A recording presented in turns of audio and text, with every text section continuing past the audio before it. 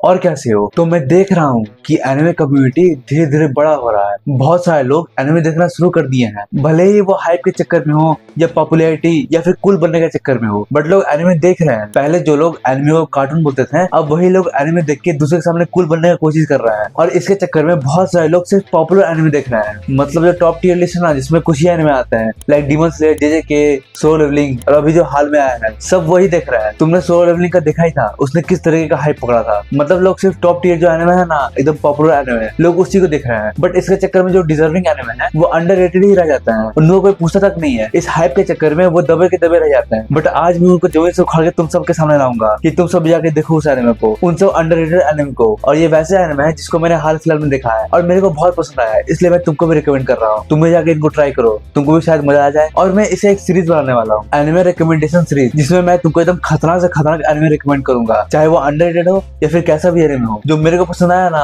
और मेरे को लगता है कि तुमको भी पसंद आना चाहिए, ये एनिमे तुमने नहीं देखा है, उसको मैं इस सीरीज में कवर करूंगा। और ये इसका पहला पार्ट है। और इस सीरीज का मैं नाम क्या रखूं, मेरे को नाम समझ में नहीं आ रहा है, तो तुम कमेंट्स में बताना कि इस एनिमे रिकमेंडेशन सीरीज का नाम क्या रखूं मैं। तो चलो स्टार्ट करते हैं मेरे फेवरेट 3 एनिमे के साथ, जिसको मैंने हाल फिलहाल में देखा है, जो मेरे को लगता है कि तुमको भी देखना चाहिए, एकदम मस्त एनिमे। तो इसमें पहले एनिमे की बात करें तो ये एनिमे बिजनेस से रिलेटेड है। तुम इमेजिन करो कि तुम्हारे पास अचानक से $1 ट्रिलियन आ गए, मतलब अंधा पैसा, तो तुम उन पैसा का क्या करोगे? तुम अपने कितने अयासी पूरे कर लोगे? तुम्हारा जितना भी सपना है, वो नेस्टी सपना, तुम उसे पूरा कर पाओगे कि नहीं कर पाओगे? ये नेक्स्ट मैंने अलग से ऐड किया, ये एनिमे में नहीं है। और इस एनिमे में कुछ ऐसा ही होता है, 2 दोस्त जिनको $1 ट्रिलियन चाहिए, मतलब उनको अमीर बनना है, बट उनके पास ₹1 नहीं है। यहाँ तक कि एक का लैपटॉप चोरी होते होते बचा था, बट उनको $1 ट्रिलियन चाहिए। और उसके लिए वो कंपनी खोलते हैं, और जिस तरह से वो कंपनी को रन करते हैं, जैसे वो फंडिंग उठाते हैं, एकदम क्रेजी थिंग्स करते हैं वो। तुम देखोगे तुम्हारा दिमाग चकरा जाएगा एकदम कि ऐसा भी कुछ किया जा सकता है। इसको देख के तुम्हारे में इतना मोटिवेशन आ जाएगा ना कि तुम शार्क टैंक में चल जाओगे फंडिंग मांगने के लिए।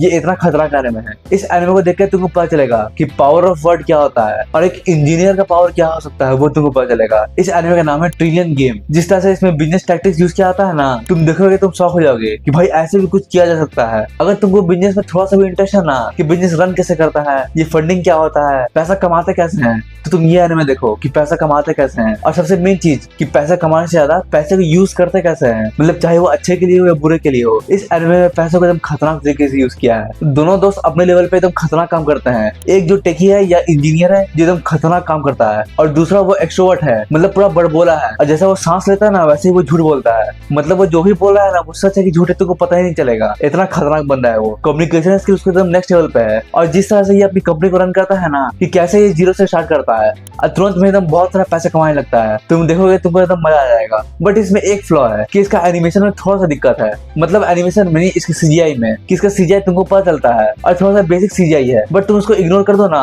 तो ये एनिमे बहुत मस्त है, एकदम तगड़ा एनिमे है। मैं तुमको ये 100% रिकमेंड करता हूँ। तुमको अगर थोड़ा भी बिजनेस में इंटरेस्ट है ना, तो तुम इसको देखो, तो सच में दिमाग खराब हो जाएगा। तो इसको तुम जरूर ट्राई करना, ट्रिलियन गेम। और दूसरा एनिमे एकदम खतरनाक एनिमे है, उसका एनिमेशन एकदम टॉप नॉच है। तुम उसको देखोगे ना तो तुमको उसका एनिमेशन से प्यार हो जाएगा, इतना नेक्स्ट लेवल एनिमेशन है उसमें। और इसका स्टोरी भी बहुत बढ़िया है। इस एनिमे का नाम है द अपोकैलिप्टिक डायरीज। तुमने इसको देख ही रखा होगा शायद, या फिर नाम तो तुमने सुना ही होगा। अभी जो एनिमे अवार्ड 2025 खत्म हुआ है ना, उसमें एनिमे ऑफ द ईयर में इसका भी नाम था, द अपोकैलिप्टिक डायरीज का।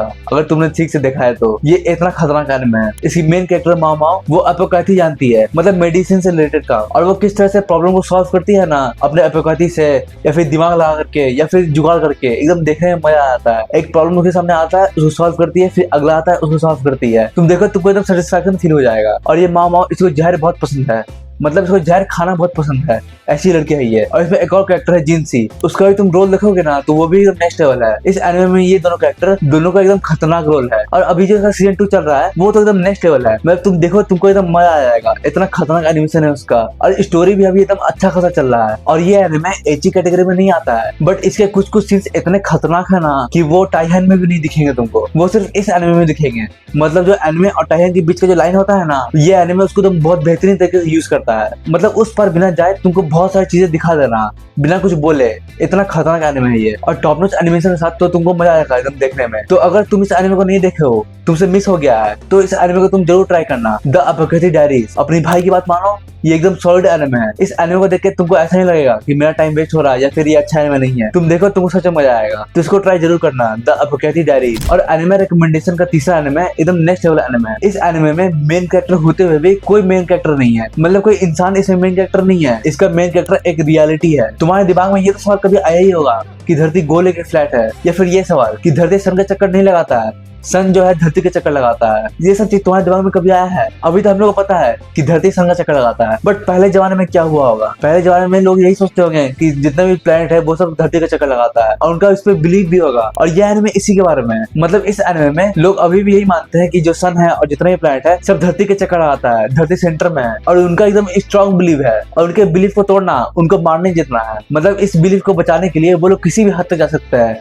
चाहे किसी को मारना हो या कुछ करना हो। इतना खतरनाक बिलीव है उसका। बट जो सच है वो सच है। सच्चाई कितना भी तुम छुपा लो वो छुपेगा थोड़ी। कुछ लोग यही ट्राई कर रहे हैं लोगों का बिलीफ चेंज करने का, कि एक्चुअली में धरती के अराउंड सब कुछ नहीं घूमता है। धरती जो है वो सन के अराउंड घूमती है, और जितना भी प्लैनेट है वो सब सन के अराउंड घूमता है। ये बिलीव कुछ लोग चेंज करना चाहते हैं, और इसमें जो अपना मेन लीडर है फैल, उसको भी यही प्रूफ करना है कि जो धरती है वो सन के अराउंड घूमती है। क्योंकि उसने और बहुत लोगों ने स्टडी किया है कि धरती के अराउंड सब कुछ नहीं घूमता है। वो स्काई को देख के उनको हिंट मिल रहा है कि एक्चुअली में जो लोग मानते हैं वो है ही नहीं, ये कुछ और चीज है। बट लोग मानने को तैयार नहीं है। और कैसे ये लोग प्रूफ करेंगे कि एक्चुअली में धरती सन के अराउंड घूमता है? मतलब ये एक ऐसा लौता एनिमे है जिसको मैंने देखा है जिसमें कोई मेन कैरेक्टर है ही नहीं। इसमें जो रियलिटी है वही मेन कैरेक्टर है। इतना खतरनाक एनिमे है ये, और इसको मैड हाउस ने बनाया है। और क्या गजब बनाया है। मतलब हर बार वो आता है और कुछ बैंगर ड्रॉप करके चल जाता है, और इस बार भी वही किया है। इस एनिमे का नाम है ऑर्ब, on the movement of the earth. एकदम नेक्स्ट लेवल एनिमे है ये। तुम इसको 100% देखना, और सबसे पहले इसी को देखना। तुम उन दोनों को बाद में ट्राई कर सकते हो, बट मैं इसको ट्राई करने नहीं बोल रहा हूँ। मैं तुमको बोल रहा हूँ कि इसको तुम देखना।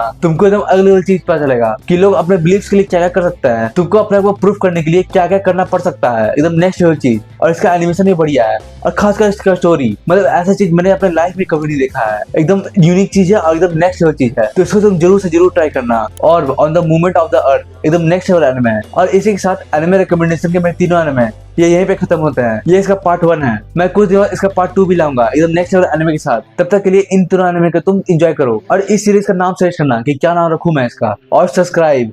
सायोनारा।